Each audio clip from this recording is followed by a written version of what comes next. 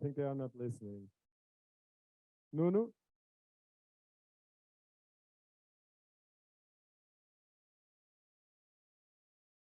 Yes. If you are listening, raise your hands in Lisbon. Nuno. Okay, you're listening. So great audiences in Lisbon and Oporto. Full house again. We are very happy with that. Thank you, our city partners, Câmara Municipal do Porto, UPTEC, community partners, plus 351, this great community, Easy at Salina and Ferroviário in Lisbon. This wouldn't be possible if they weren't here with us and our partners, so it's great. Thank you also to Armilar. It's our investor partner today. They are here with us, mainly in Lisbon, so please find them.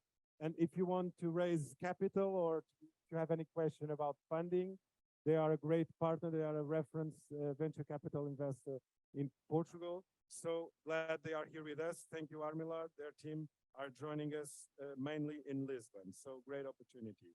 Well, some updates about our community at Startup Portugal. We just came from Rio de Janeiro. We took 25 Portuguese startups in a delegation to Web Summit Rio. It was really interesting. It was a good second or third step. And I'm saying second and third step because most of the startups already had some connection with Brazil. We had more than 100 candidates. We choose the ones that would really get something useful from this mission abroad. And they made a lot of contacts. They saved a lot of time because concentrated in 3 or 4 days in that conference, they were able to do dozens of meetings and contact with several people. And I think it was really promising and we have great feedback from them. In the next weeks, we are going also with startups to South Summit, 16 Portuguese startups. We are taking them to South Summit. They are going to exhibit in special conditions, also provided by Startup Portugal and AICEP. It's a great partnership that we have with this Portuguese trade agency, AICEP. They help us with this international mission. They have the mission to promote internationalization of Portuguese companies, and we help them specifically with entrepreneurial community and startups. So we are going to South Summit next week. Then we are going to Vivatech in Paris. And finally, at the end of June, to Collision in Canada, Toronto. So it will be a great journey, international journey, in the next couple of months. Well, some news from the ecosystem. Recently, on the 25th of May, finally, the president of the Portuguese Republic published officially the new startup law. This is an important step to our community and to the international entrepreneurs that want to come to Portugal, because we have now a legal framework for startups and scale-ups. And this is a very inclusive one, because we consider startups young companies until 10 years of age, whereas in other countries, they consider only until 5 or 7 years. So we are more inclusive in that matter.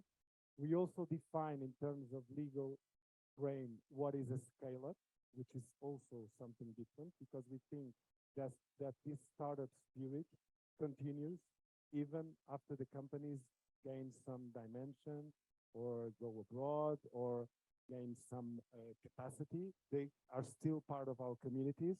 They are considered as scale-ups, and they also deserve some special treatment in what relates to public policies, and that's why we were able to, with the government, have a specific frame to scale-ups.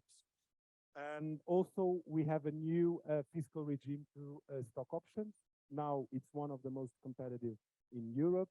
We are taxing stock option plans only in the liquidity moment and not in the vesting moment as before.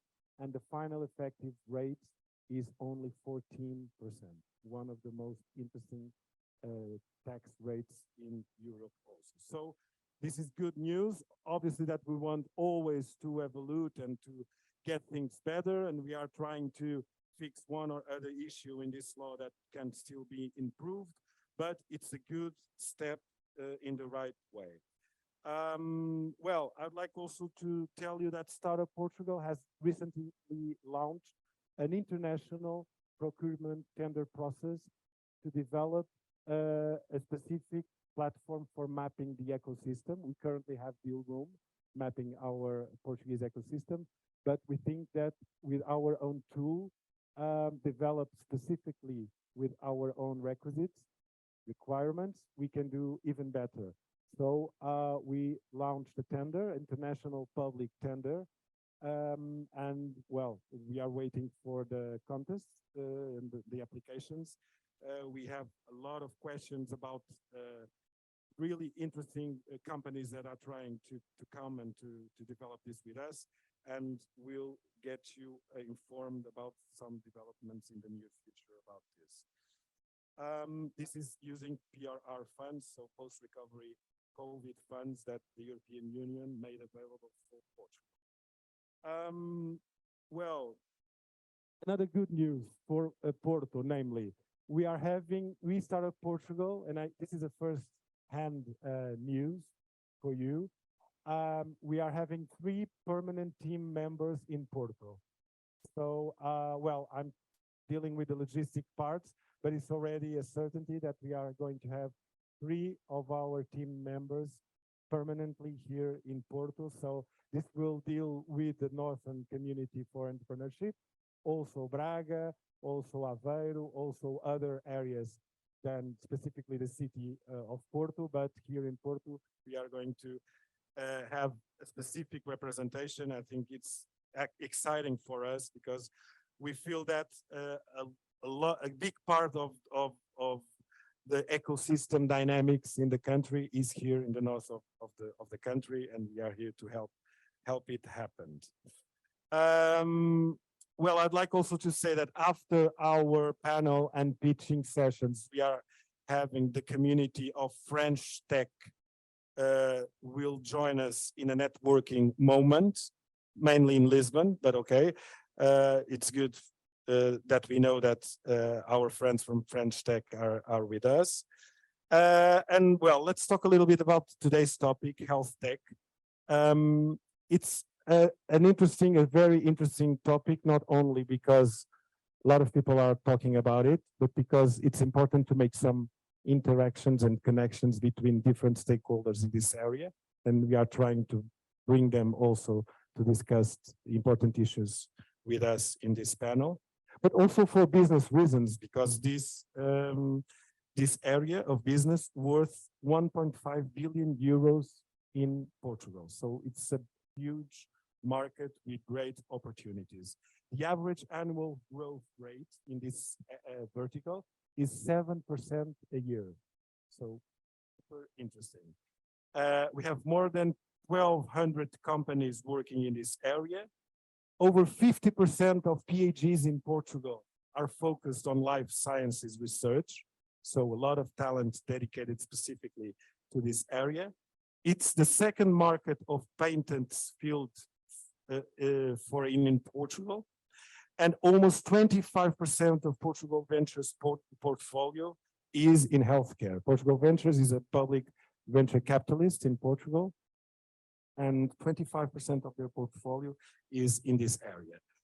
We have a unicorn in this area of healthcare. It's here with us, so we are going to have Andrea from Sword Health here with us. Well, one of the 7 Portuguese ADN unicorns is in this area. And a lot of scale-up companies and projects are really promising. And well, I will say 1 or 2, for example, but I will certainly miss a lot of them. I would reference Tonic App, NOC, PicMed, MyCareForce, and many others. So it's a very vibrant and dynamic vertical nowadays in Portugal, and it totally justifies our attention and being the topic of today's Hangouts. So we will welcome on this stage 3 pitching startups. It will be Gluma in Lisbon, Picking Window in Porto, and Orga Value in Lisbon. 3 pitching startups. Then we will have the panel with the guest speakers, high quality guest speakers, by the way. André Eiras dos Santos, founding team and GM of International Arts World Health. Carlos Alberto, chairman of the board of directors, CEO at Centro Hospitalar do Tâmega e Sousa. Welcome, Carlos. Also, we will welcome on the stage the guest speakers in Lisbon, Micaela Seaman Monteiro, Chief Medical Officer for Digital Transformation at CUF, one of the reference medical groups, private groups in Portugal. Vanessa Ribeiro, Coordinator at Planning and Innovation Center at Central Administration of the Health System, ACSS. And finally, Jorge Pimenta from IPN, Instituto Pedro Nunes. He's the head of innovation at IPN. We will have our teammate David Magboulet moderating this panel from Lisbon. And well, welcome to you all. I have the pleasure of having here Ricardo Valente, counsel from Municipality of Porto. Welcome, Ricardo. Thank you for your support in this partnership. And with no further ado, I will pass on to Nuno Moreno in Lisbon. Nuno, the stage is yours. Thank you. Now we have our Eurovision moment. Yeah. Thank you very much, Antonio. It will be hard to compete with what you just did, but I'll do my best. So, just a quick thing. Who's here from the French Tech? Can you raise your arms? No? Okay, so maybe the French Tech went straight upstairs. Smart dudes. But I know we have people here from Startup Amsterdam, right? Okay, I just wanted to shame you a little bit. Okay, without further ado, thank you very much for being here. It's a pleasure to be here. The team from Armilar, it's those two pretty faces out there, okay? You can raise your arms again, okay? Okay, now you see who you're pointing to after these amazing pitches. And without further ado, we're going for the first pitch of the day. Gluma, the problem they are tackling, it's a very important one, but I'll let you judge it for yourselves. And please, Frederico, welcome to the stage. Here's the pointer, very important. Yes. Thank please, you very much. You have 3 minutes and the rest of the life to do the best you can. Okay. Perfect. Hello, everyone. Thank you Thank you very much for the invitation, and it's a pleasure to be here. My name is Frederico. I'm Gluma's co-founder, and we detect breast cancer at an early stage. Do we have the slides? No? Okay. But first, I'm going to share with you the story that inspired us. This is Filipa. She's my co-founder's cousin, and she used to do the self-breast exam. However, she didn't have confidence while doing it. So when she felt something in her breast, she thought it was nothing. 3 months later, the lump didn't disappear, and she went to the doctor. The result, a malignant cancer and mandatory breast removal. But as Filipa, there are thousands of women who don't have confidence doing the breast self-exam, who don't know how to do it, or just simply forget to do it. And that's why 35% of breast cancers are not detected at an early stage. So we created a digital health solution. The Sense Glove will remind patients to do the self-breast exam every month by sending them monthly push notifications. We detect and monitor abnormalities in the breast tissue in size and texture by combining pressure sensors with artificial intelligence. By keeping track of changes over time, we provide actionable results. So if the glove detects something, the app will send an alert and connect patients to their doctors. What we want is to put the experience of 1,000 doctors in your hand. And yes, our technology works. We did a proof of concept in CUF with 40 patients, men and women, where we got the diagnosis right 88% of the times, having a 12% rate of false positives and a perfect record of no false negatives.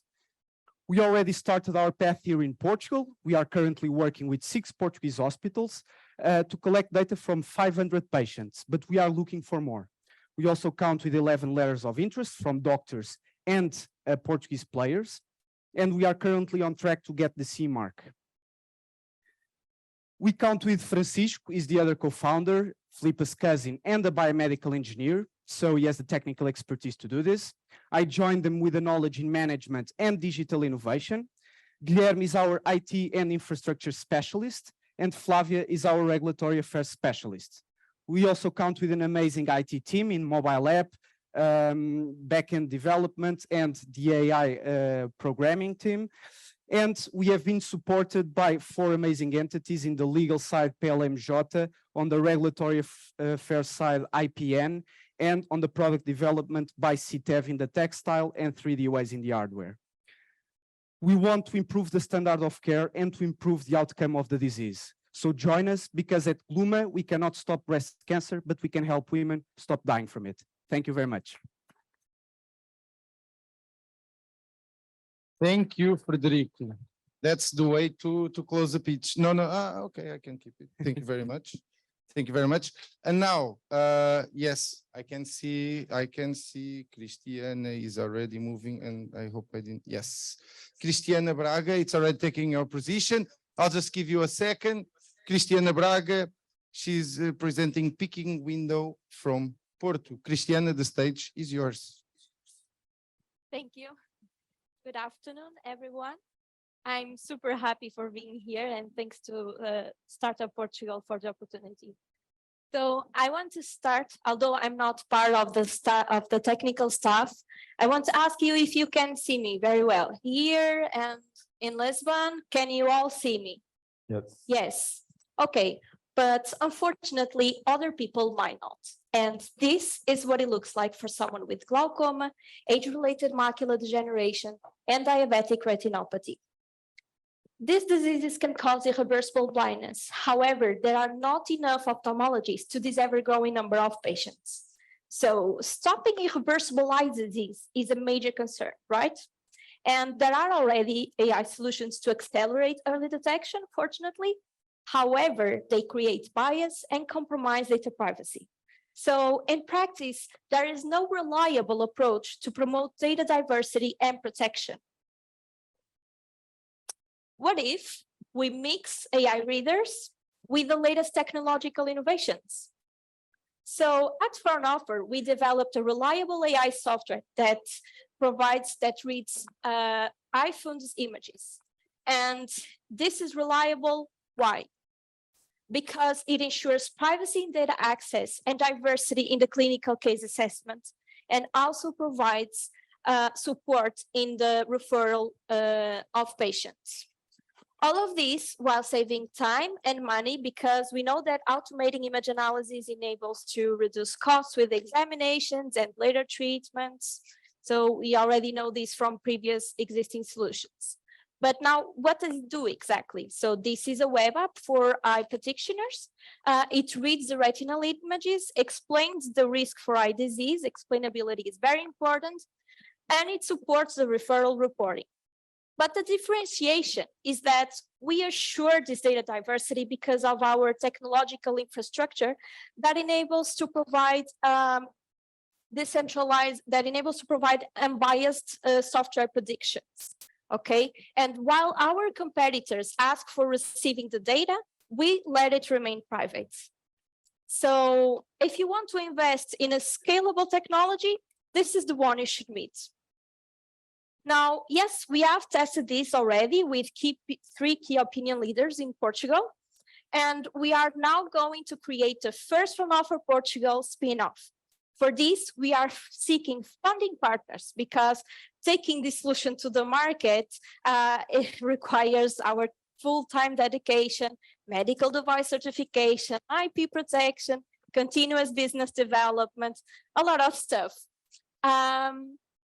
So we're here because we want to connect with potential clients and partners, engage with early stage investors, perhaps find talented people who might want to join our vision, and engage with the startup community. Now, why this team?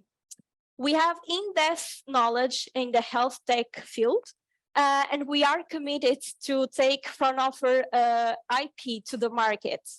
So we are working together for more than 7 years in this field on the side of research, and we are together as a team for 2 years working to improve our business concept. We are looking for a CTO to join our team, so perhaps we can connect here with some. And that's it. Thank you. Please don't lose sight of us and get in touch. Thank you. Thank you very much, Christiane. A very nice speech and very nice problem you're tackling. I think today with health tech, all the problems are big, all the solutions are very ambitious, and that's why we're so happy to have such an interesting group of entrepreneurs here.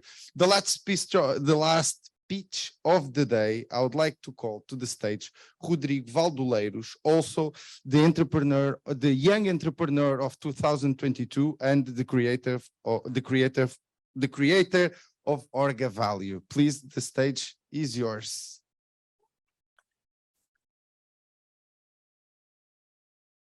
So, hi everyone, my name is Rodrigo, as you already mentioned, and I'm here to present our project, Orga Value.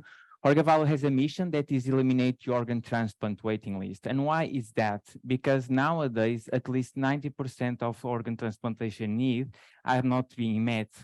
So we propose and develop a solution that has focused on this problem that every 9 minutes one person is out to the waiting transplant list. And this means that 40 people die each day waiting for an organ. 54% develop other disease like cancer disease because of the intake of the immunosuppressant from the conventional transplant. And also 25% will need a retransplant in 5 years because they are not personalized. And we came out with a solution that is basically bioengineer new human organs.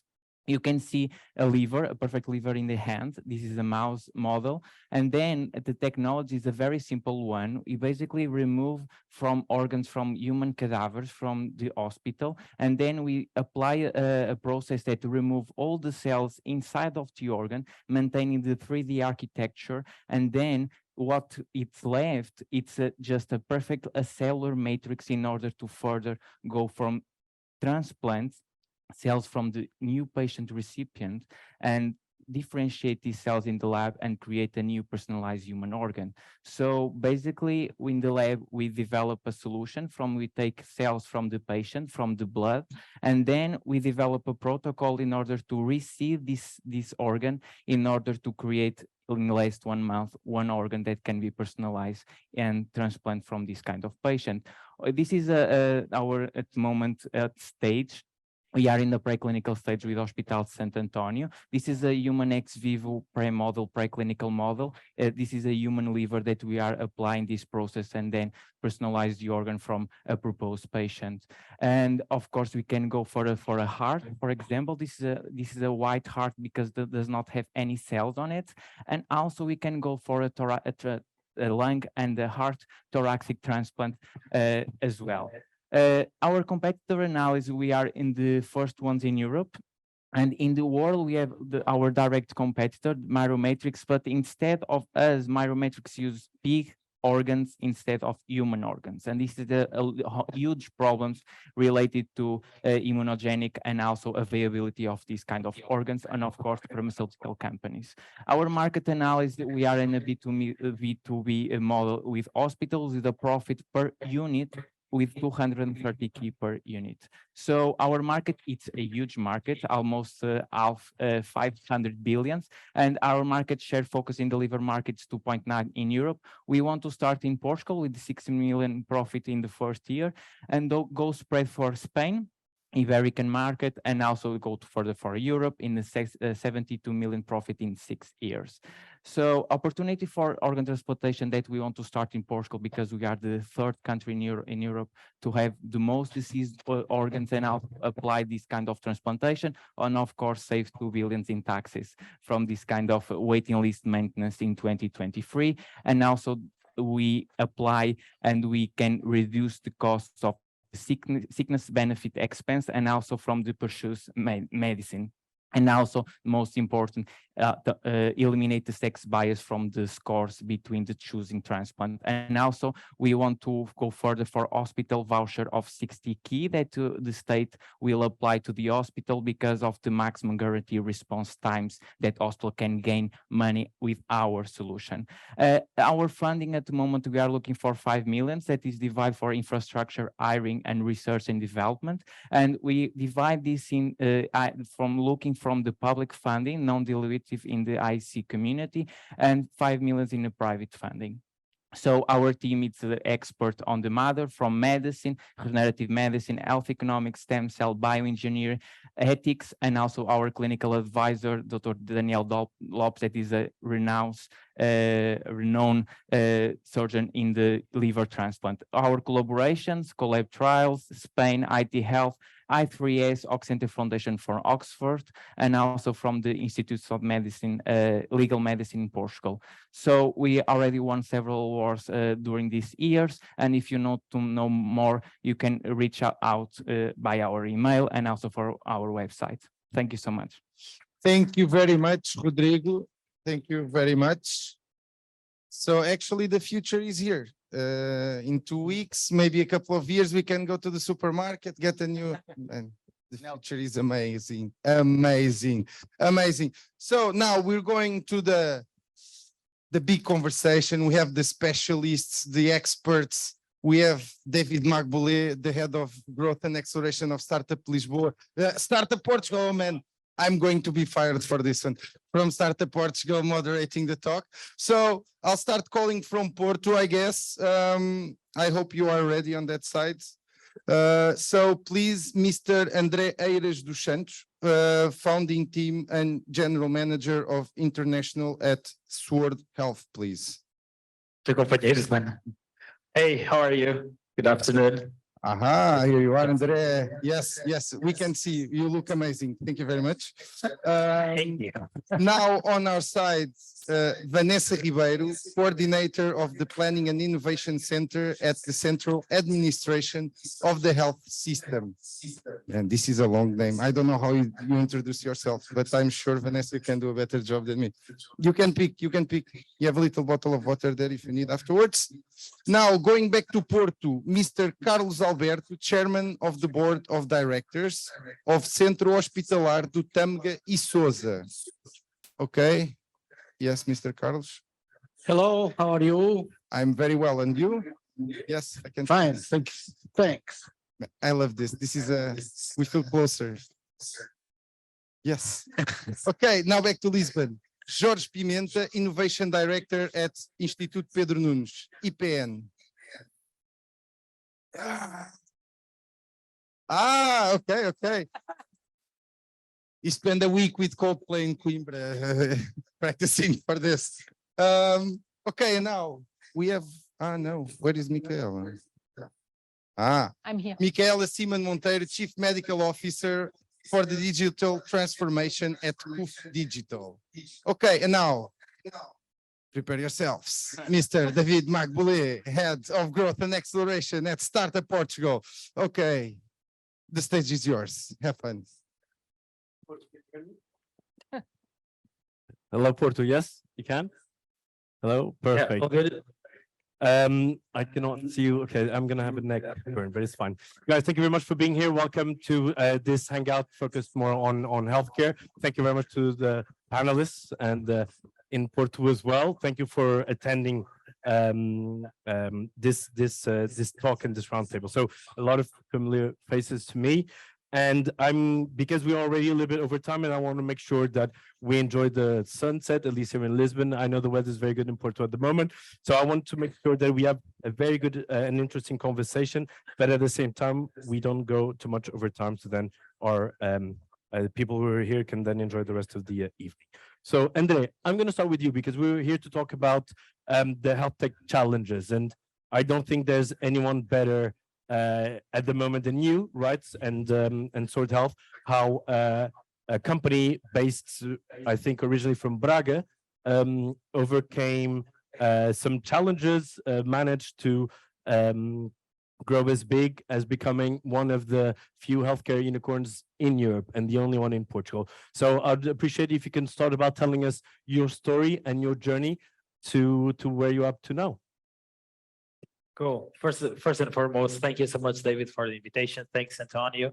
It's a pleasure being here in my home city here, Porto. So actually, we were born in Aveiro. We were actually a spin-off. Just a slight correction there, but we were like spent the majority of our time in Porto, to be honest. So we are citizens of this city. So my name is Andre. I'm part of the founding team. I'm the general manager for international. So everything that's around international is under me. And basically, I'm a biomedical engineer with a master's in medical electronics and an MBA from Porto Business School. I have here some colleagues of mine. So basically, SWORD started back in 2015. SWORD started because of Virgilio's brother.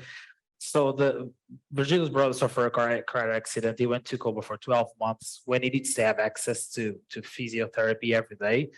Because they live in Guarda and so on, the access was short because there were a lack of physiotherapists there. So their parents needed to change their lives and so on to become the kind of the therapist for him to not be in a bed for life. So this was kind of like a trauma, the family trauma, why SWORD evolved. And what we realized was that this was a problem global. So we realized that there was a lack, the supply and demand from physiotherapists does not match. So we needed to create something to close that gap. So we thought only with technology we can do that. That's how it started the PhD of Virgilio, and basically after that we said, hey, we have something here, we should kick off the tires and start the company. So we started in Portugal, 5 of us, and then like the first 4 years was stealth mode, developing a medical device, because it was basically what we do is we deliver remote telerehabilitation if you want. So we have a digital physiotherapist that we created, which is technology with a tablet and the sensors or computer vision that people have at home, and they can do their exercise at home, and everyone and the physios on the other side of the line watching what they're doing, changing their prescription and so on. So basically we decided, hey, let's create this digital therapist. And the first 4 years were like medical device certification, clinical trials, because people were saying that we were crazy because no one was going to be having physiotherapy hands-on, that people love it at home. So we needed to prove ourselves that we were at least equally in the quality of treatment as traditional therapy. So the first 4 years were basically that in that sense. So what we got in a moment where we were considered one of the best innovation companies in Europe. So European Commission gave us 1 million grant. That was a massive for us because we went from like 5 people to like 15 people, and we accelerate the growth of our development massively. And we were able to make the clinical trials and get the medical device certification. So we went to market like 2018. Everything looks fantastic. We went to market. We tried to sell our technology to legacy providers, so clinics of physiotherapy. They always say that they love us, but no one was buying the solution. I was knocking literally doors in Portugal, and no one is buying. And then I realized that what we were trying to do was we were trying to be Uber selling to the taxi drivers. And I know this is a little bit radical, but we can say it openly, because our platform monitors everything that the members are doing, the patients. And with our platform, no one can hide if the person is evolving and if the person is getting the right outcomes or not. So basically payers like the Portuguese SNS and insurance companies will basically look into them and see, hey, why John Smith after 10 sessions didn't evolve, and you are continuing giving him sessions for like 40 sessions. The reason is because that's how they make money. They make money in the amount of sessions. So we basically flipped the company completely in that sense. We pivoted to be a fully vertical integrated solution. And that was our first learning. We went bankrupt almost in that moment. So we flipped the company to be basically a provider. So we hire physiotherapists and we start pitching to insurance companies. So we start with like small pilots in Portugal, Tranquilidade, Fidelidade, etc. And also we went for actually a funding from ACSS, which was in Hospital de Leiria, where we actually were able to kill. They have more than 300 people on a waiting list, and we're able with telerehabilitation to kill that waiting list. And that was like, we won awards together and so on. That was massive. But the problems then start, which is with insurance companies after one pilot, they think about like, hey, I want to do a second pilot and a third pilot. And with so you're basically that on by pilots. And with insurance company, with the SNS was there was no, and there's still not, a reimbursement line for telerehabilitation. So the administration from Hospital de Leiria said, we love what you're doing. This is really innovation. This was back in 2018, but I cannot get that funding. So we needed to flip and think about, we needed to go out from Portugal, because in Portugal we will die basically. So we went to the US, we start pitching to employers, large corporations, large health plans. And in the US, we were massively successful because we were avoiding unnecessary surgeries, unnecessary x-rays, ER visits, MRIs, etc. And we started growing the company massively. Then COVID hit and our growth was even bigger. So today we work with more than 2,000 institutions in the United States.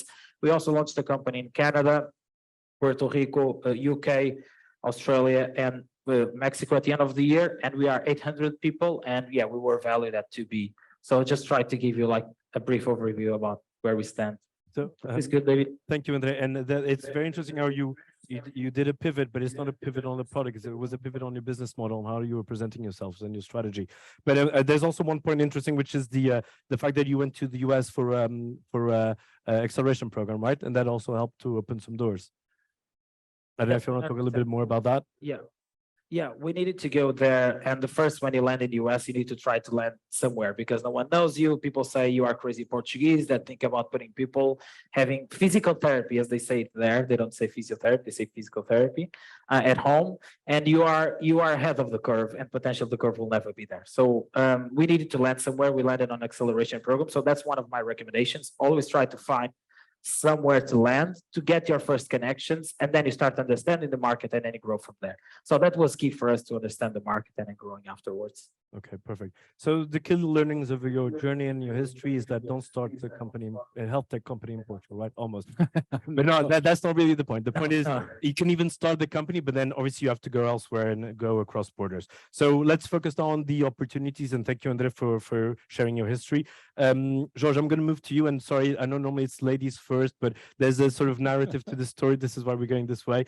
But George, you represent, if not the biggest, one of the biggest incubators in Portugal, and you are special. Sure. The best for sure, the best. You have several specializations, but one of the main ones is healthcare. Yeah. And you have a lot of programs that you work with, namely with other institutions or entities like EIT Health in Europe, but also with the local hospital, which is Coimbra. It's one of the top 3 hospitals in Portugal. And you also have other programs. Do you want to tell us a little bit about the programs and the opportunities and how you see the startups working with you? Yeah, so thanks for the invitation, and Andre, great to hear you. Your story is amazing in many sense. So I think you saw our logo in Gluma's pitch, and this is part of what we do. So we are a mix between an incubator, but also an R&D center where we work with startups, for startups and large companies. We don't do applied research. We don't do fundamental research. We only do applied research. So we really focus on bringing products to market. And that's key to startups in the healthcare system. And you have to think of validation 2 ways, like technical validation, as Andrea just said, but also the business validation. That's like the 2 main areas where we work. There are many initiatives, and I think the biggest one, and that has to do with EIT. So EIT, European Institute of Technologies. Health is it's the largest health network in Europe, and they provide opportunities for seed stage, scale up stage, and it's one of the go-to programs for startups. Of course, there's challenges, and the business is for sure one, but I think that you as an entrepreneur, healthcare, you need, as Andrea just mentioned, to understand that it's a major market. It's a market where you have to understand it, either the US or Europe, but you have to play it globally from the start. And that is a sensitive topic, because one of the areas where we work is actually regulation and certification. You cannot start on the wrong foot, because that will probably hold you down for a couple of years. So that's one of the key aspects that I think incubators and these centers can help, and you should ask for help, okay? That's why we are here. That's why Startup Portugal is here. And we just heard about many amazing programs. Do go for an institution like us, and we're going to have here other institutions that are willing to help you. Maybe not with the full, let's say, with the full stack, but with a lot. And that's who we are. We're based in Coimbra, but we work, of course, across the globe. So that's us. Okay. And do you have a specific partnership? Do you work very closely Yeah. with Coimbra then with the local hospital? Yeah, so we testing is critical. We just discussed that. We have a program which is a TEF, which we're going to run for the next couple of years with European UN funding, and it's a testing and experimentation facility. So to streamline this process so that if you have an idea, it's validated, let's say on the technical side, you know, everything connects, but you need to have data, you need to experiment with with the real environment to make it easier, faster, so that you don't waste so much time on that. So that's also an amazing opportunity for the ones that have products that need to be tested either on the digital or more hardware, because we're focusing on AI, robotics, and e-health. Okay. One of the things I know as well, if you don't mind me saying, IPN is running also with the IT Health an acceleration program just focused on regulatory pathways and certification. Yeah, apply and fast. And it's a for especially if you are in healthcare and you need that support, whether you're in digital, whether you are in medical device. I think it really is important to get that support and with also the support of a notifying body, because this is where you get. And this is just David, because it's so critical. We see that, of course, product development is very complex, but you have to understand that you have very specific boundaries regarding healthcare that you have to understand from day one. Otherwise, your whole work might be, you know, going down the drain very fast. And of course, everyone hates that. There are ways, and please connect. Please connect. Thank you very much, George. Now I'm moving to Michaela. Michaela, again, thank you for being here. Is also you. This wasn't mentioned before, but Michaela also has the experience from being, let's say, on the public side at SPMS. So which is the shared services of the Ministry of Health, and it's mainly or originally, now it's more than that, just the IT arm of the national healthcare system. And so Michaela has the experience of being at SPMS and now is part in COOF. And Michaela, I would like to have your thoughts globally before you speak about it, and it's interesting for all the startups and everyone who's watching us, what is COOF digital and what type of solutions you're looking for. But moving into the challenges and innovation in healthcare in Portugal, your broader view, what is also your general perspective on how we can improve more some of the pathways of innovation in healthcare? A lot of things. I know, of course. David. No, we have time. We have time. We have time. Asking me difficult questions. Only 3 minutes. So thank you very much, Startup Lisboa. Just to Don't worry. It's fine. No, he's at the back now. It's right at the back. Just to disclose, I'm a physician. This might also shape a little bit what I'm going to say. So first of all, just very few words about COOF. Maybe I don't know whether everybody's Portuguese here, maybe not. So COOF is a very large private healthcare provider. We like to say we are the largest. And it is part of José de Melo. José de Melo is a group of companies. And we have within José de Melo a special unit, which is GROW. And this is the connection point for startups. Within GROW, there are several verticals, and one of the vertical is health, but there are also other verticals. And by contacting GROW, then GROW is going to connect the startup and the value proposition to the key persons within, for instance, the health vertical, and from there on things enroll, and there is a validation of the value proposition and of the readiness and matureness of what the startup is proposing, and maybe from then COOF may be a test environment, a real world test environment for the solution that is proposed. Just, I thought this could be interesting for who's sitting here. Right, now let's go to COOF Digital, which is also healthcare provision unit within COOF. First of all, just let me tell you that we strongly believe that the care journey of patients, that the patient journey is a hybrid one. That means that it is a journey where digital touch point and the classical human touch points build a meaningful journey. And I also believe that digital touch points will become more and more important in the future. But it is a hybrid journey. And I think this is important to understand that solutions must fit into this journey. They are not isolated solutions. This will be more difficult to work. So what we do at KUF Digital, we build, conceive patient-facing healthcare services that are digital first, remote first, but then can connect also to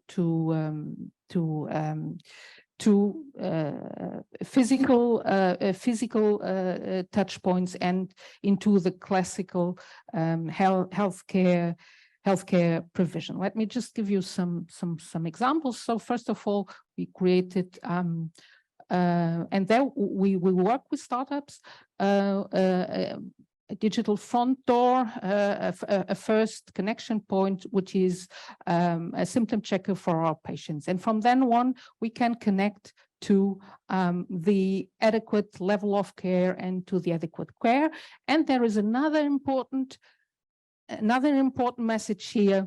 It is also very important to get the information structure right from the start. So we have we include in a structured way, according to catalogs, the information that is inserted by the patient already in his or her patient medical record. So there is a pathway.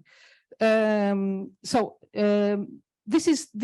is what we do. We create digital first and remote first offerings that then can dock to presential and to I call it classical care provision.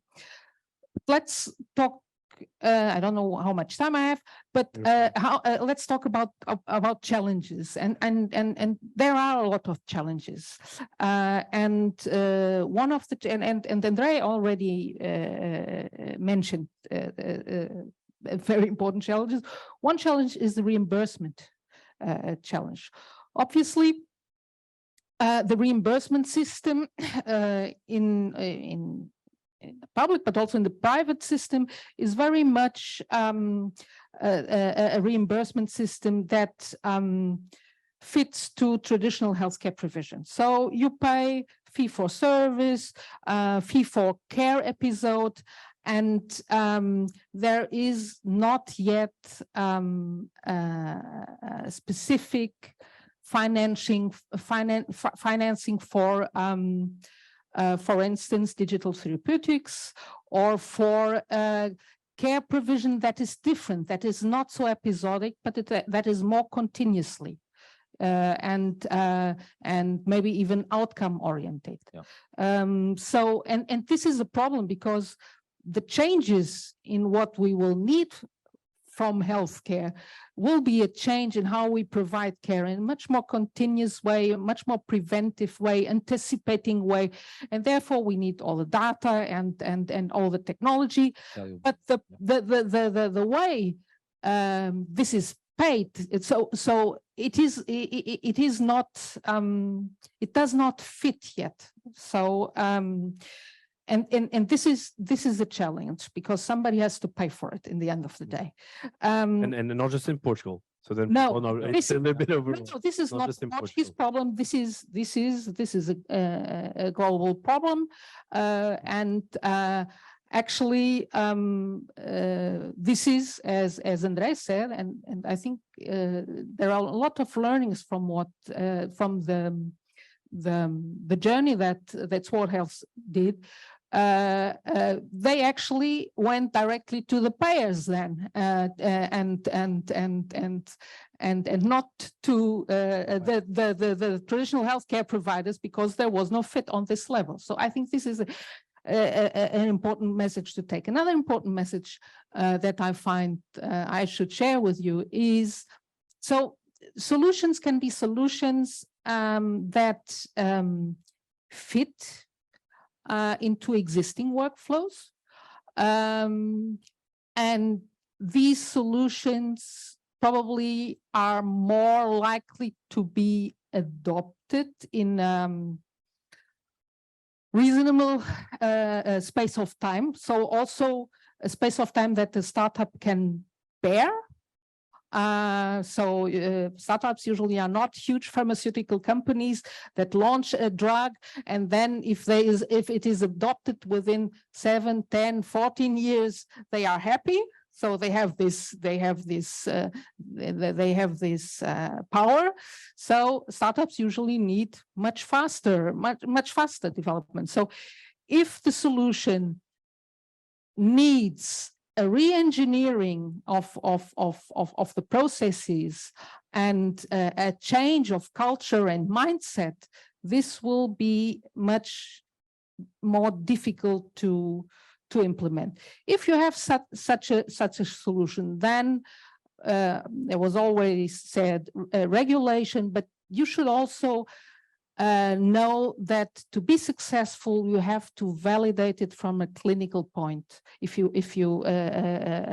So this is very important, because you need trust from the clinicians, and you need to demonstrate that your solution is better than the as is. Clinical outcomes are key. So, and this is hard to do.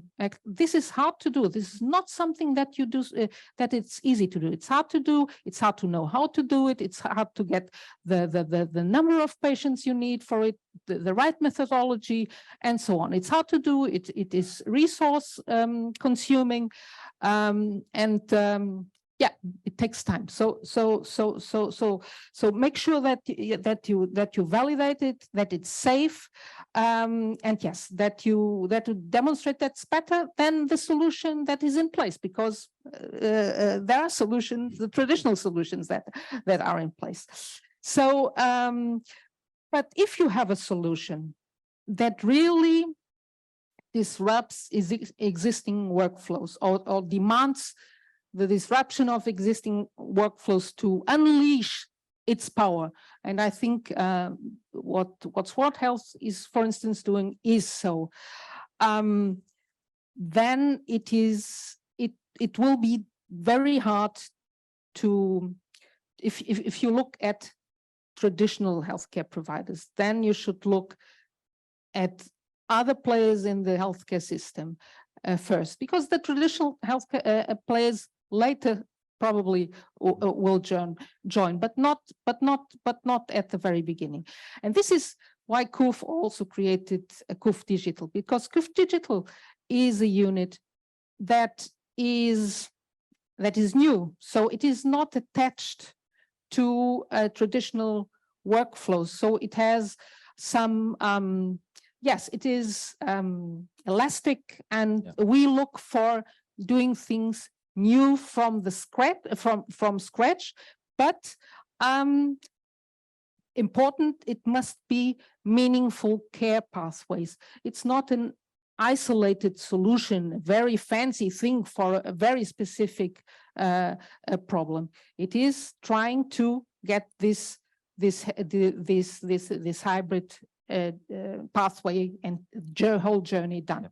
So I could go on. No, we'll get back to it. But people who also have things to say. no, but it's interesting, and we have put out the example as well of how you should find other, because obviously innovation in healthcare is not drug discovery anymore, or it's medical devices, wearables, it's digital apps, and so you can find more and more key players who are not traditional in healthcare, like telecoms. I think if those of you who are here in Portugal, you have NOS, you have Vodafone, more and more involved in healthcare and trying to look for digital solutions as well, and other players. So maybe partnering up with some of those could also be a way to overcome some barriers and access the market in a quicker way. Because integration is key. Integration is key. Exactly, Be exactly. aware of that. Yeah.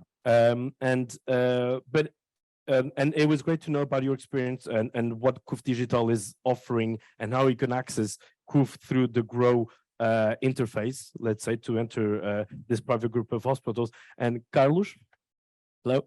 In your case, and you're the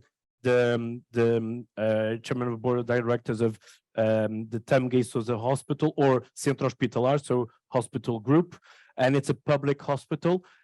How do you work with innovation? How do you integrate innovation being a public hospital? First of all, thanks a lot for inviting me. I don't know why you invited me. In fact, I'm a stranger here, if I can say so. I'm actually the president of Centro Hospitalar Tamguei Souza, which is the biggest hospital near to the big metropole of Porto.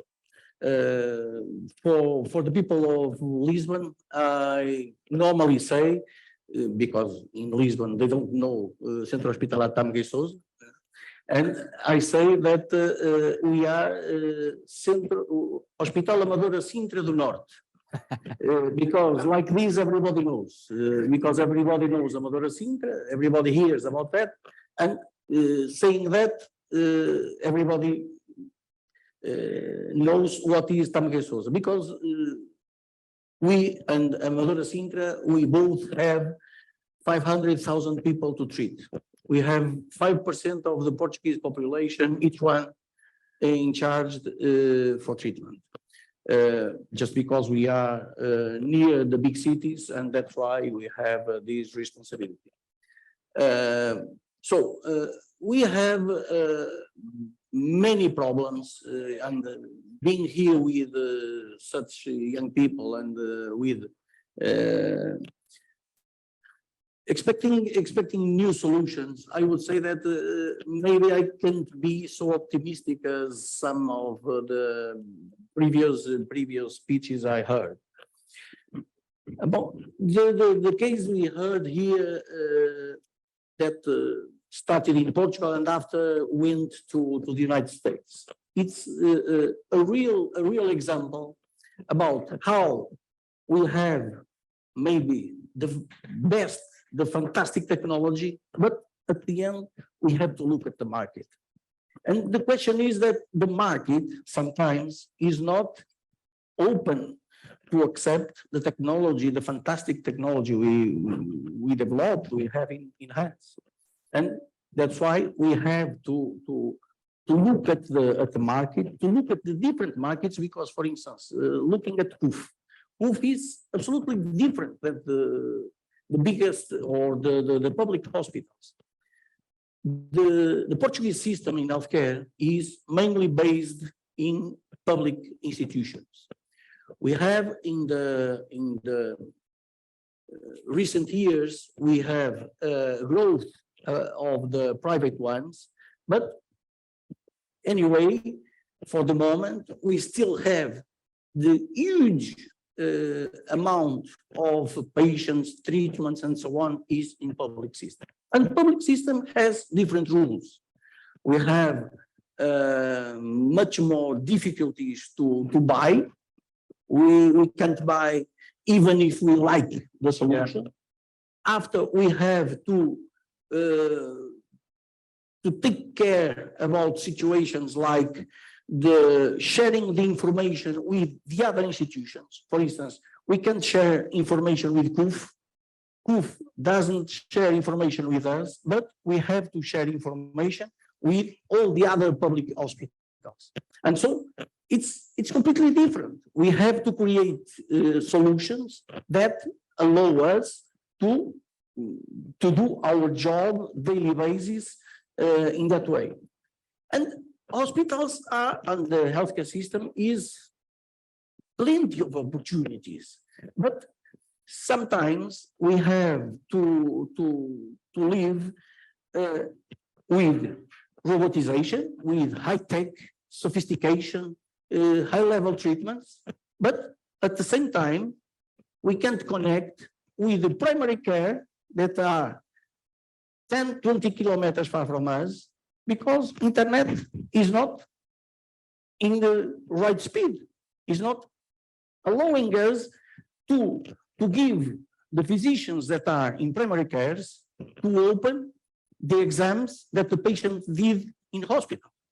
And these are opportunities that the companies can develop, developing solutions to connect everyone, because we are around the country without connection. After we have plenty of small solutions, small things that can be done that help people, and not only with big robotization and big sophistication. Let me give you an example that can be a picture, but anyway, in the past I was working as director of Portuguese Correios de Portugal with the company of sending letters to everybody, and we could put a letter in the north of Portugal, in the frontier with Spain, Thursday in the afternoon, in what we call in Portugal Correio Azul, the blue post, and Friday morning that letter could be in the south of Portugal at home of the customer.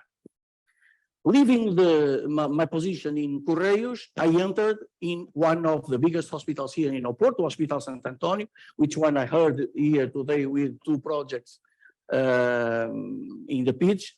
It's a huge hospital, an universitarian one, where we have all the developments and all these kind of things.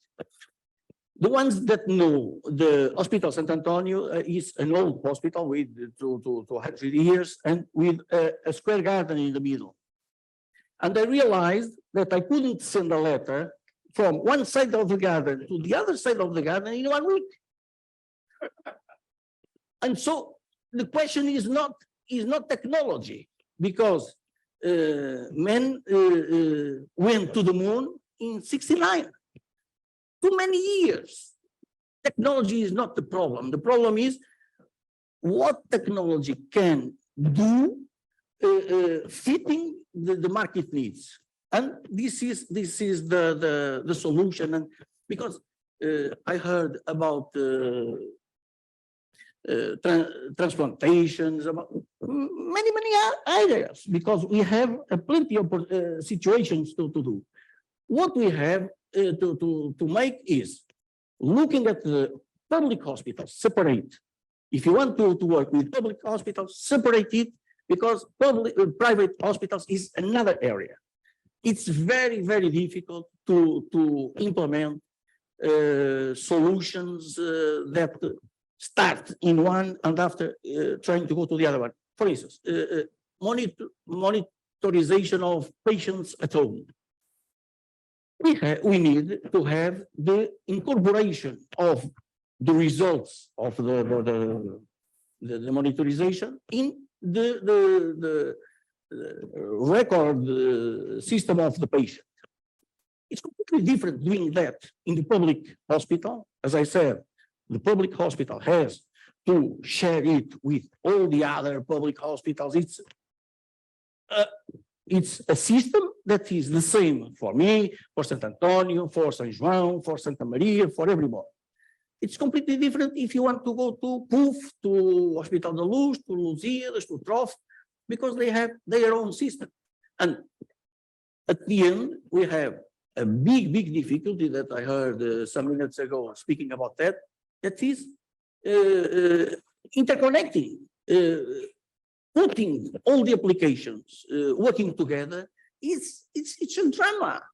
We have 200 different applications in each hospital, more or less. for different areas, for cardiology, for whatever. And at the end, if you don't have the way to connect, and when speaking with companies of technology, all them say, it's easy, we can put all them connected. Wrong, it's not working. We don't have, and each time we need a different thing, a new connection. It's a big drama, it's a big problem. Some companies are more open and facilitate the process, others don't. And so what I could say is there's plenty different opportunities that you can explore in healthcare, not necessarily for big robots, as I said. A study that I heard some days ago told that for robotization, for instance, when asking the people at home, what would you like as robot to be developed for helping you? Get the nails off the feet. Because people, elderly people, having difficulties to move down, who would like to have something like that to help them. And sometimes people are looking for solutions very, very sophisticated, but don't fit the market news. Neglect, because we talk about a lot of digital apps, healthcare apps, and we forget that from chronic patients, elderly patients, a lot of them don't even have nowadays in Portugal a smartphone, or they don't know how to use one. So that's definitely one thing to consider. Carlos, thank you for your feedback. And one of the things. I don't know if I answered your. Yes, don't worry. We'll go back there. We'll go back there. We'll go back there. But I mean, I didn't ask this in the room, and I'll ask now. How many people have a startup in healthcare here in the room, or are thinking of developing? Raise your hands, please. Okay, quite a few.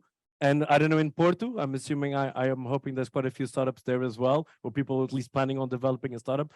So don't forget, the title of today's Hangout is biggest challenges, overcoming biggest challenges in healthcare. So first we have to speak about the challenges. Okay, so we're talking a lot about the challenges, and Carlos managed to, from a public perspective as well, to mention quite a few of them. But we also need to think on how to overcome them. And Vanessa, now over to you, and to calm Carlos down a little bit. So maybe you can explain what ACSS is, and maybe what role it can play here regarding innovation in healthcare.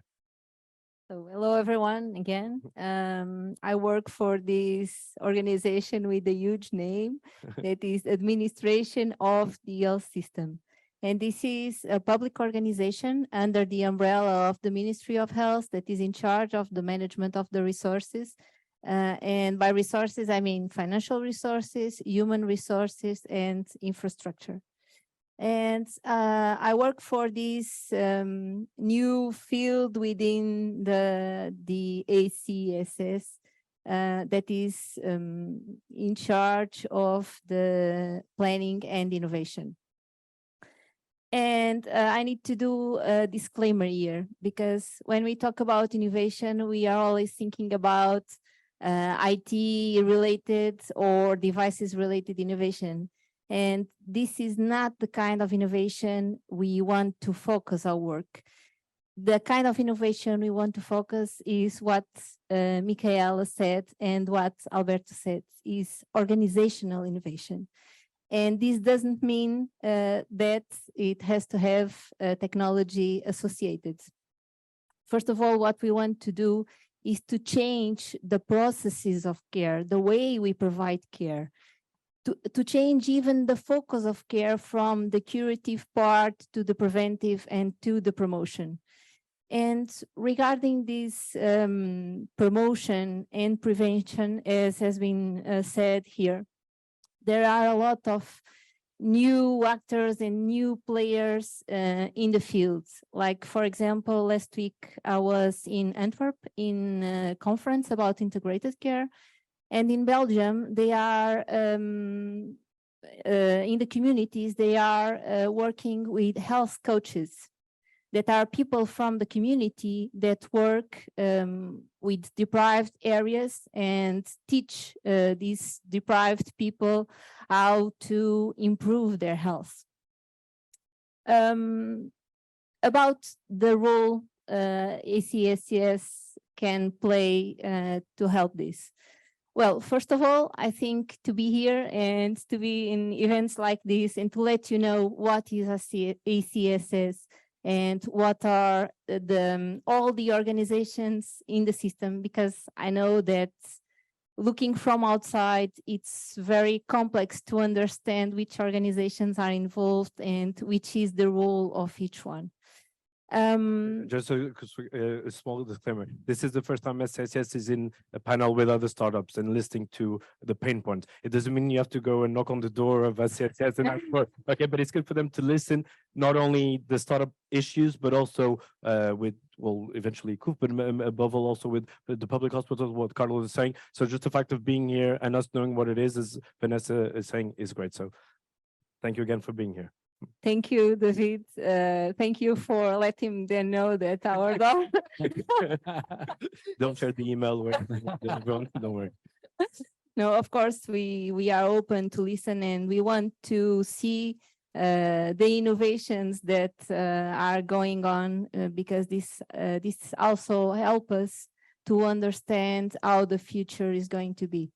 And another role we want to play, and is linked what Jorge said, the EIT and the TEF.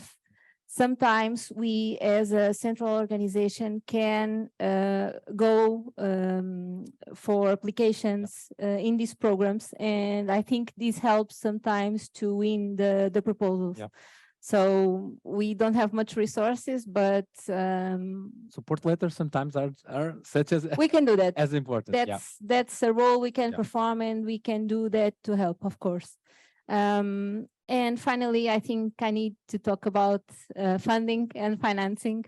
And as Michaela said, our current financing system is very focused on episodic care, on fee-for-service, on its production-based. But this is going to change. As some of you might know, the health system is under big transformation, at least I hope so. And the funding system is also going to follow this transformation. I cannot go further right now because we are at this moment thinking on how to reshape this model of financing. But the idea is to give an amount of money to the providers, but at the same time, give them the flexibility to look for different solutions, different ways of providing care.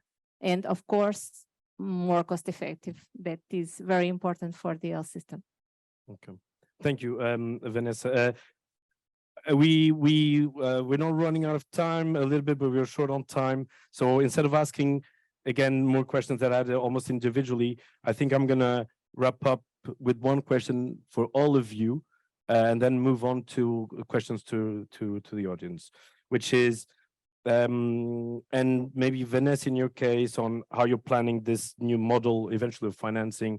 Michaela, you with CUF Digital, Jorge, with you with your acceleration programs and a lot of international startups that you deal with as well, and knowing, and Andrea, your experience abroad, and Carlos as well, your perspective. For you, what is the future of care, and what do you believe? Again, and Michael also already mentioned it, but what can startups and innovation bring to, so then we can come closer to this future of care? What is the future of care, and what examples have you seen lately that could be interesting to share? I don't know if anyone wants to take the lead first. I can start. Go on, Andrea. Just because I was the one on the bench for more time, so I can go now. I think basically the future of care, and I'm going to state you one example that I've seen in Portugal actually, is about everything that's acute care needs to go through like traditional hospitals and so on. A lot of the future of care needs to be happening at home. What this means is hospitals, basically new hospitals and so on, are going to have less beds because people will have actually home care. And this is the future of healthcare in our vision and my vision and what I've seen. We are going to launch, and this is a little bit a secret, but we are going to launch with Cesaram, which is kind of like it's the health system from Madeira, and they are building up a new hospital, and the new hospital has less beds than the old hospital, which is kind of interesting because the population grew. And this talks about how this, for example, for them, they are seeing this in a different way about like how they can treat people at home, how they can push in a good way, of course, people that don't need to be in a hospital and taking care of the hospital space and so on to be being treated at home. So I feel that this is going to happen. The future is now, and basically this is happening as we speak. And of course, for us, we are one of the companies pushing for that future because we saw vividly with Virgilio's family the lack of access to care. His brother, if it was not for the parents to change their lives, it wasn't bad till today. And he has a semi-independent life because of his parents, right? And this is why we created the company and so on, because people need the access to care. And there's a massive gap between the access to care, and there's a massive mess between what people need to have the care in the hospital, where people need to have the care in the Centro de Saúde, and when people can have actually the care at home, basically. And a lot of what we do is like 70% of what we do is chronic patients. Chronic patients, you can deal with physical therapy as we do, and it's fine, right? You don't need. I remember the Center of Lydia hospital that we have done. There was one person that I found it really interesting, which was she couldn't feed the chicken. And for her, the goal to be going through our program of rehabilitation was just to be able to go there and feed the chicken. And sometimes I feel that when we think about like massively complex scenarios, think about these people that don't have access to care. And the only way of covering this is with telehealth and digital solutions and pushing people to home and doing what we have been doing and evolving with SCNS 24 and so on, and digitalizing more and more in that sense. That's kind of my thought process and feelings. Thanks, Andre. Anyone wants to follow on that? Yeah, I can go. Yeah, really quickly, and just to provoke Carlos. It's of course technology. It plays a big role. We are doing this because a lot of people have studied and they allowed for all this technology to happen, so we can be here. But it has to be patient centric. So again, we talked about journeys, and that's I think where we had. Everyone wants to have a healthier, longer life. Right? That's it. That's what we all want and systems want. I think it will be provided to us in many ways. Acute care is one thing, continuous care is another thing, and that is where a lot of innovation is happening. Having your own personalized, let's say, journey is where we will head. And yeah, it's an amazing journey, and we'll see a lot of things changing in the next couple of years. I'm pretty sure it's good to be part of the change, and that the wave is growing actually. Maybe, Thanks, Josh. Yeah. yeah, I can take from there, not to repeat. I do agree with both. Just let me add some things to it. So first of all, we must look who are we going to care for. So our populations are tremendously aging. So disease patterns are changing, and the way we have to care will have to change, as Vanessa already said. So we have to think about new care models. So much more continuous care, much more preventive, anticipatory, care. So this is clearly what we are heading to and what we have to head to. Just let me tell you some other things. We will have, so this aging of the population also will create an increasing balance between people who are able to care and people who need care. Just let me just look up here some to be precise. For instance, in 1960 in Portugal, there were 7.9 people in their active age, in labor age, for every one that was in the retiring age, and now it's 2.7 to 1. So just looking at, so Yeah. there is a point, there is 1-to-1. So one of you has to care for an older person. So this is going to put a tremendous strain on health systems and on our society as a whole. Another figure, there are estimates that in 2030 in the European Union, we will have a lack of 2.3 million nurses and 600,000 doctors. So think what your solutions must bring. So they must empower patients to do a lot of things in a secure and safe way themselves.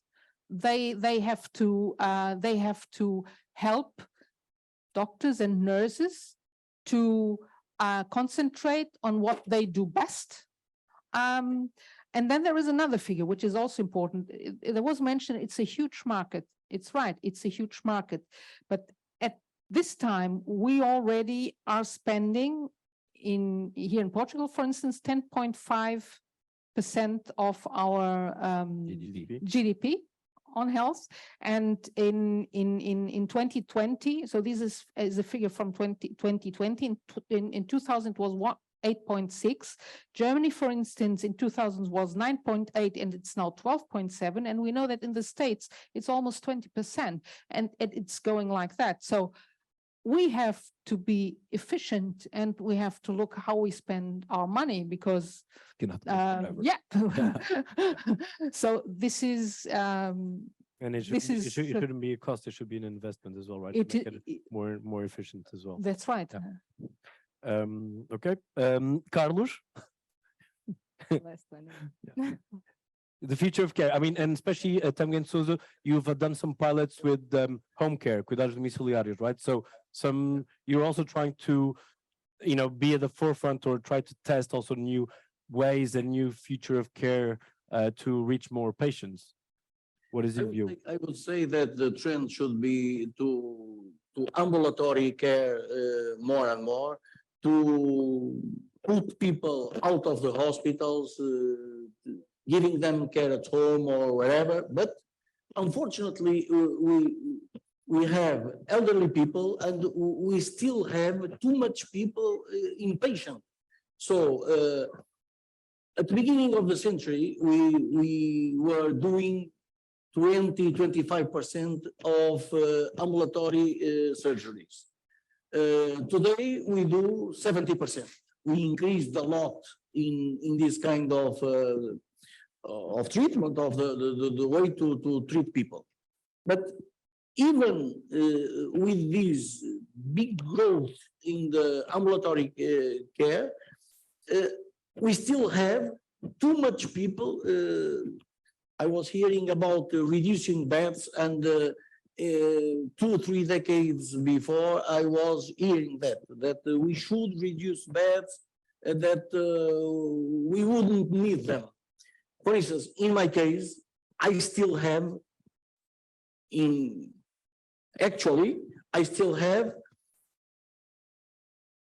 too many people, I'm not going to say how many, but too many people without having a bed to be treated. So it's people much more old with different complications, and it's more and more difficult to treat these people. And at home, we don't have always the conditions to have them there with somebody that should take care of them.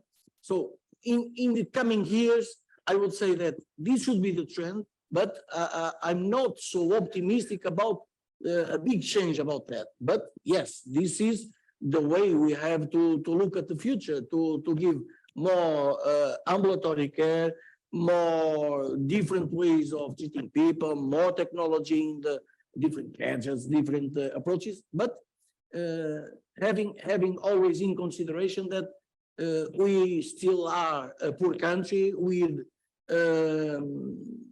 no money to put on fantastic projects all day we would like to. So let's see, but I think that there's a lot of opportunities, but as somebody said some minutes ago, we have to look at the way efficiently we will use this money. Okay. Thank you, Carlos. Vanessa? So I agree with all of you, but I will go behind that. That is, we need to keep our population healthy. Otherwise, the system, and not just the public, also the private, will not be sustainable. So that's why I was talking about these new players in the system that will help people staying healthy as long as possible. And I don't know how far is this future, but I am sure this is the way we need to go. Otherwise, we don't have neither money, neither human resources to support a system like this. But at the end of the day, with digital health and healthcare apps, we have more and more data, so we can sort of self-manage not only the disease, but the prevention and our own health state. And one of the things that's happening as well in Portugal for the startups that are trying to, or to the founders or future startups here in Portugal, there's been a decentralized political system in healthcare. So more and more municipalities are now will start taking care of their own population and their own population's health, and also focus a lot on prevention, focusing on or reaching out to elderly populations eventually, and so the monitoring of health as well, and moving into what you have in the Nordics, which is a primary care system focused in the municipalities in the region. So there is also an opportunity there. Before I do the wrap up, I want to just open up the questions to the audience. One or two questions. Ooh. Okay, you were the first one, Fernand, no? To read out the hand. Go on, Fernand. Can I? Yeah. Yes. Carl. Yes. Can I say something? Sorry. Yeah. Yes, of course. Go ahead. At this moment, we are making a huge transformation in the healthcare system, in public healthcare system in Portugal. We are transforming the centros hospitalares in unidades locais de saúde. It is not exactly even the global involvement of the municipalities, but it's a step to that system, because for the moment we are joining the hospital cares and the primary cares, giving a global approach and a way to look at the patients different, and more we are approaching to municipalities and to take them inside the system. And we have to. Thank you, Carl. Fernand? So we have ours. I'm sorry, just to say, to manage expectations, Fernando was the first one. I saw the second one there, and then we had the third one there. And then we need to make sure that there's some questions in Porto as well. We need to keep this balance, otherwise it's not good. So Fernando. Hi everyone, I'm Fernando from Portuguese. Can you hear Fernando in Porto? Speak up. Yeah. Yes, okay. Yeah. So hi everyone, I'm Fernando from Portuguese Startup Community 351. So I have a question specific for Vanessa. It's just because I had really bad experience with ACSS. So sorry Fernando, I about said that. don't do that. But my point is the opposite. Yeah, my point is the opposite. So as the health system has a lot of pressure, everything seems to be urgent. Meaning like sometimes not the key technology that gonna change, but if you do like a small improvement in a service or in a process, sometimes you have a really high impact. So in that sense, I just would like to understand a little bit better, how do you guys decide on what to innovate first? So like, do you do like user research, or do you do some data science to understand like, look, if I improve this process, maybe 5 million people get to 10 faster. So just trying to understand a little bit like in a chaotic scenario, how do you pick where to go first, and how do you do that? Well, it's a hard question. We have what is called a national health plan. So there are the priorities we should look for. The problem is that in the national health plan, there are a lot of priorities. So it's always hard to decide which one we are going to pick up.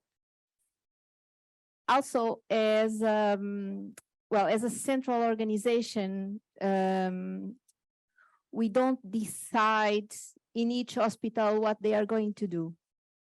So they are somehow not much, but somehow free to try to improve their own processes. And we have very good examples of hospitals that are working with consultancy and other kind of companies, even improving the efficiencies of the teams, the flow in the teams.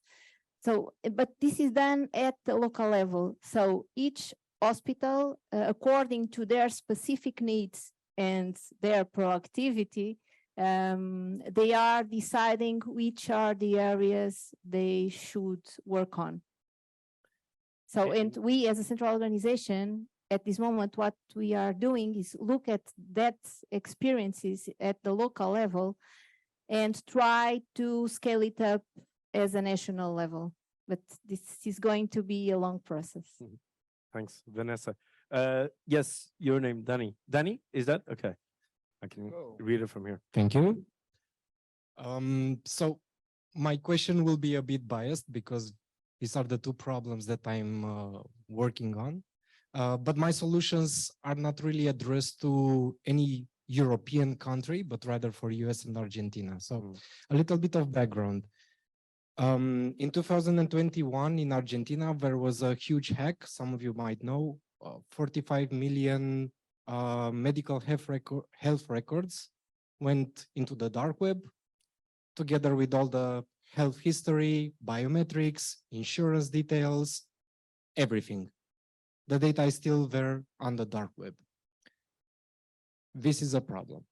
Another one is something that wasn't even or is not even reaching the public.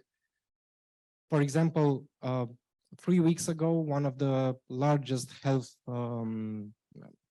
hospitals in US, they suffered the hack on a Friday, and their entire EHR system, so electronic health record system, was down until Monday night. During this time, they had no access to any health records. Their emergency room was frozen, and they lost a big part of that data. I'm trying to, or my question is, what are the Portuguese healthcare providers doing to address the cybersecurity risk, as all the innovation that we heard today and many others are putting a lot of sensible data, digital, exposed to very strong hacks out there. Thank you. I don't know if, I mean, I can start by saying that I know that some hospitals, public or private hospitals, are starting to have their CDPO. Yeah. Is that it? Chief Data Protection Officers. Yeah. So working on cybersecurity issues, data protection, RGPDs, and streamlining all the patient's information. I don't know if Michael, you want to add something, or Carlos, but Can very, very rapidly, well, I'm a physician, I'm not a cybersecurity expert, but I can tell you that KUFIN, this is known, I don't know whether it was about 8 years ago or something like that, suffered also a problem on this on this level, and there was a huge effort to, many things were changed. I cannot tell you the details, first of all because I don't know all the details, in order to change architecture, to put processes in place to reduce the risk, to create the needed backups, and also the plans and the resources to fight and to prevent such events that, as you well said, are a really high risk and are very disruptive and can put people's life at risk. So it is very serious question to tackle. But this is what I can say from our side. So I think, Mhm. I mean, I've been getting, as a moderator, I've been getting here messages that we need to wrap this up because people want drinks. I know, but what about, no, I need to give one question to Porto and then we have to wrap it up. We're all gonna go upstairs afterwards for networking. You can then ask questions and I'm sorry about that. Is there a question? Sorry, David, let me jump in. Yeah. Anyone? Okay. one question then, and then we can wrap this up? Hello. Okay. Hello, my name is Tamla and my question for Andre. And I live in a poor aging country nowadays in Portugal, poor aging country. And my department is biotechnology and I'm 22. So what would you do if you were me? $1 million question. So always one thing that I say is when I share my opinion or actually our experience, what we have been through, this worked well for us. That doesn't mean that's going to work because if there was a recipe, everyone was a unicorn, everyone was a billionaire, etc., etc. Right? So it's something that I think it depends on. I think my biggest advice is no matter what you do, be so good that you cannot be ignored. And this is a quote from Steve Martin, the actor and comedian.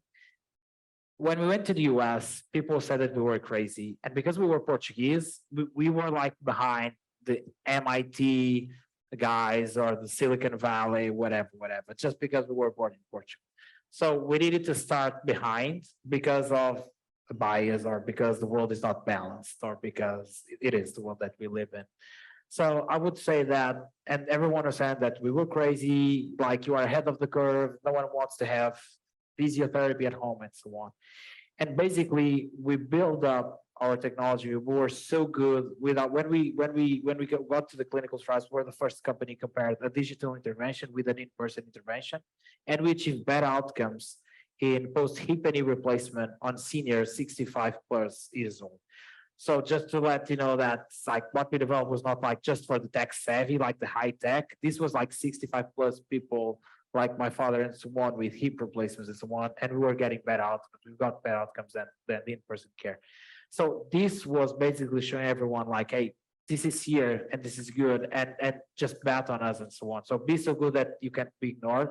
That's always that. Everything that you do in healthcare, I feel that a lot of times people think about like a lot of around things, but think about the patient. If the patients love what you're doing, it's like half of the way for you to succeed. What you need to have on top of that is the business model. So you need to follow the money. Who is paying for this? And because who's paying for this, you need to be giving them some cost savings. So when startups say that like, hey, I'm quality-wise, I'm better than others, but I'm not reducing cost savings, I'm not getting anything like that's better quality or better service, you're dead. Because you need to have some cost savings. You need to show something to the payers, like, hey, when we went to the insurance companies, we said, we will actually save you 20%, and we are actually saving more. And the same way when we went to to Hospital Valeria, we saved more than 20% in those patients than the traditional healthcare. So you need to cost save. You need to follow the money, see who the payer is, and you need to bring them something that's really valuable to them. So if you get like a great member experience, you give something to, you follow the money, you give something to the payer, and you are so good that you cannot be ignored, you will succeed. So. Andre, thank you very much. Excuse me. If I can just add on that, just always bring a business case, right? It's like how much, because again, innovation in healthcare is seen as a cost and not an investment. That every time if you're a startup, take a business case and show the payer for each year they're going to put, how much are they going to get back? And I think that's very important. And apart from that, be resilient as well, right? Apart from being good at it, what do you do, but be very resilient. But thank you very much for your time here today. We discussed the challenges and we heard a lot about the challenges, and in healthcare, you know that as we mentioned, you need to look at the patients, at the pathways or the workflows as well, not just focus on the technology. Think about the regulation, think about the data as well, and data protection. That's very important. There's huge challenges, but there's a big transformation going on. We need to be closer to the patient, maybe more at home care, and even we have public institutions and entities already thinking about new models as well. So there is opportunity, and don't forget that if you're solving a problem in healthcare, you're always going to have a huge impact. So, you know, move forward, go ahead. And even though there's a lot of hardships, I'm sure that Andre would do it all over again, almost all over again, right? But you've become successful. But Done. When people ask me if I'm going to fund another, no, I'm done. This is enough. 10 years of this seems like 30, so it's enough. But anyways, and don't forget that you have support, you have structures and networks like EPEN, incubators and others. So go ahead, and it's definitely an area where you can change the world. Thank you very much for this discussion, and to all the panel, thank you very much. And time for drinks now. Let's go upstairs and there. Thank you.